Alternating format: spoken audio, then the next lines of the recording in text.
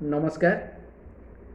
मु आपणकर श्रद्धेय कवि प्रभाकर ओरफ श्रीजुक्त सत्यानाश भगवत कृपारू आपण मान स्नेह सदिच्छारू एवं श्रीमती पठन आग्रह श्रीमद् भगवत गीता को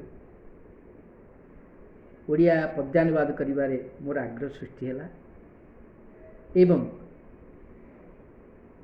या मध्यरे मु 7टी अध्यायर पद्यानुवाद कर सारी। संपूर्ण गीता को पद्यानुवाद पर ताहा पुस्तक आकार प्रकाशित होब। या अर्थ यह नुहे जे या पूर्वर केबे कहीं पद्यानुवाद करना ताहा नुहे, अनेक हेछि।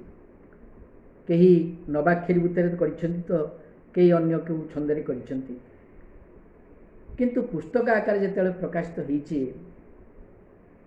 देखा जाइछि जे श्रीमद् भगवत गीतार गोटे श्लोक तापरे पद्यानुवाद बा ओडिया रे गद्य रे भावार्थ एवं पद्यानुवाद एभली रहिछि, जहा जेमिति विद्यालय रे माने बही रे अर्थ बुझिबा पई केवल करा जाई थाए से भली मन हुए। जो धारावाहिकता रहिबा कथा पठन रे सेटा रही नाही।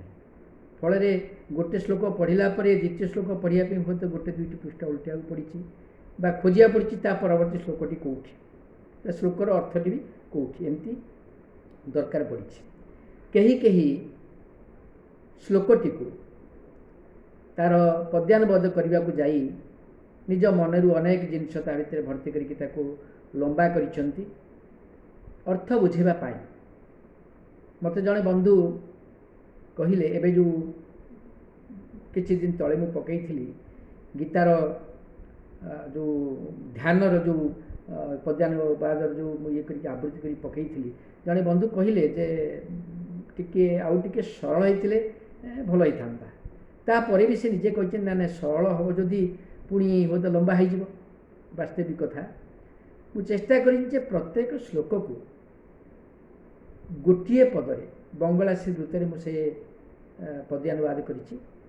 गोटे श्लोक को बंगला श्री गोटे पद भितर सीमित रखापी गोटे पद धर जो अखंड मंडलाकार व्याप्त जैन चराचर तत्पद दर्शित तस्मै श्री गुरवे नमः। एटा को मुझे गोटे पदरे कर अखंड मंडल आकार जे प्रभु व्याप्त जेहु चराचर तांक पद जेहु दर्शन लभिछि श्री गुरु को नमस्कार।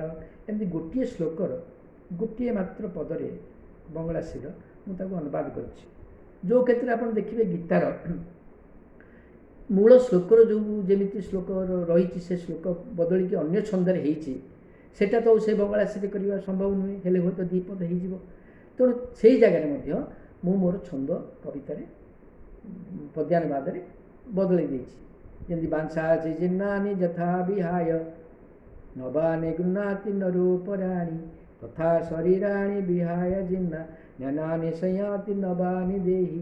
ये चार्ट जाक पाद गोटे बंगला श्री वृत्त भितर गोटे पद भितर लिखा संभव नुहे, लिखिले हो तो बहुत जिन छाड़ी हम। तेणु ताकू चाहिए मुझे 14 अक्षर कि कौटी चक्रकाली एभली छंदे ताकू करने को चेष्टा कर। मोर मूल उद्देश्य है जे यही जो गीत गुड़िक जो पद्यानुवाद अंश गुड़िक आपण बही एक पाखे देखिए संस्कृत लिखाई अन्य पटरे पूरा ओडिया रे पद्य लिखाई। आप धारावाहिक भाव में जमी पढ़ती क्रमान्वय भाव में पढ़े पढ़ला आप अनुभव करेंगे जमी आप मूल मूल संस्कृत श्रीमद् भगवत गीता को पढ़ुं से धारा से जिनटी आपन को अनुभूत हम। यह भी मोर लक्ष्य। तेणु जदि मुझे विस्तृत भाव वर्णना करदेवी हुए तो आप से अर्थ भितर हजिजे किंतु मूल जो श्रीमद् भगवत गीता भितर आप रे ना।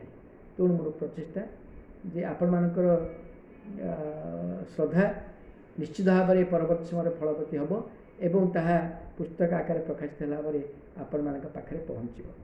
यही पद्यानुवाद गुड़िक मु आवृत्ति करी ଏବେ 7ଟି ଅଧ୍ୟାୟର ଅନୁବାଦ ସରିଯାଇଛି, କ୍ରମାନ୍ୱୟ ଭାବରେ ଚାଲିଛି। ଆଜି 8ଟି ଅଷ୍ଟମ ଅଧ୍ୟାୟର ପଦ୍ୟାନୁବାଦ ଆରମ୍ଭ ହେବ। ତେବେ ମୁଁ ଗୋଟିଏ ଗୋଟିଏ ଯେଉଁ ଏବେ ତ ବର୍ତ୍ତମାନ ଧ୍ୟାନ ଟିକେ ପକାଇଛି, ପ୍ରଥମ ଅଧ୍ୟାୟ, ଦ୍ୱିତୀୟ ଅଧ୍ୟାୟ ଏମିତି କରିକିରି ଗୋଟିଏ ଅଧ୍ୟାୟ କିନ୍ତୁ ଗୋଟିଏ ଦିନରେ ମୁଁ ପକାଇ ପାରିବି ନାହିଁ, କାରଣ ଯେହେତୁ ଗୋଟିଏ ଗୋଟେ 48, 70, 72 ଏମିତି ଶ୍ଲୋକ ରହିଛି। ତେଣୁ ଗୋଟିଏ ଥରରେ ଏଇଟା ପଢ଼ିବା ସମ୍ଭବ ନୁହେଁ, ୟୁଟ୍ୟୁବରେ ତାହା ନେବାଟା ଅସମ୍ଭବ। ଯେଉଁଠି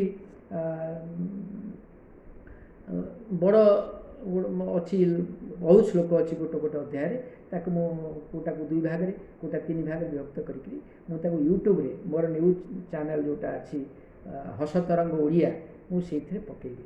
ଓ ଆପଣମାନେ ତାକୁ ନିଜେ ଘରେ ବି ଶୁଣିପାରିବେ, ଅନ୍ୟ କାମ କରୁଥିବା ସମୟରେ ବି ବଜେଇକିରି ମଧ୍ୟ ଆପଣ ଲଗେଇ ଦେଇକିରି ଆପଣ ଘର କାମ ବି କରିପାରନ୍ତି, ଆପଣ ବି ଗୀତା ଶୁଣିବେ। ତେଣୁ ଆପଣଙ୍କୁ ଭଲ ଲାଗିବ, ଏଇଟା ମୋର ଗୋଟେ ବିଶ୍ୱାସ ଅଛି ଯେ ଆପଣମାନଙ୍କୁ ନିଶ୍ଚିତ ଭଲ ଲାଗିବ।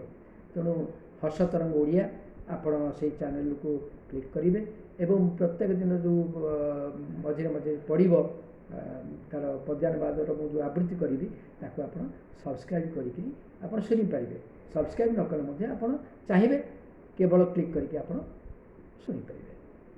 ଏ ଆପଣମାନଙ୍କ ଅନୁରୋଧ ରହିଲା। ଏବଂ ଉଭୟଙ୍କର ଯେଉଁ ୟୁଟ୍ୟୁବରେ ଯାହା ପଡ଼ିବ, ମୋର ଯେଉଁ ଫେସବୁକ୍ ଚ୍ୟାନେଲ୍ ଅଛି ତାକୁ ମୁଁ ଲିଙ୍କରେ ଦେବି। ତେଣୁ ଆପଣମାନେ ନିଶ୍ଚିତ ଶୁଣିପାରିବେ ଏବଂ ଆପଣଙ୍କର ଆଗ୍ରହ, ଆପଣଙ୍କର ମତାମତ ମୋତେ ନିଶ୍ଚିତ ଭାବରେ ପୁରା ସମ୍ପୂର୍ଣ୍ଣ ଶ୍ରୀମଦ୍ ଭଗବତ ଗୀତାକୁ ପଦ୍ୟାନୁବାଦ କରିବାରେ ସହାୟକ ହେବ। ରହୁଛି, ନମସ୍କାର।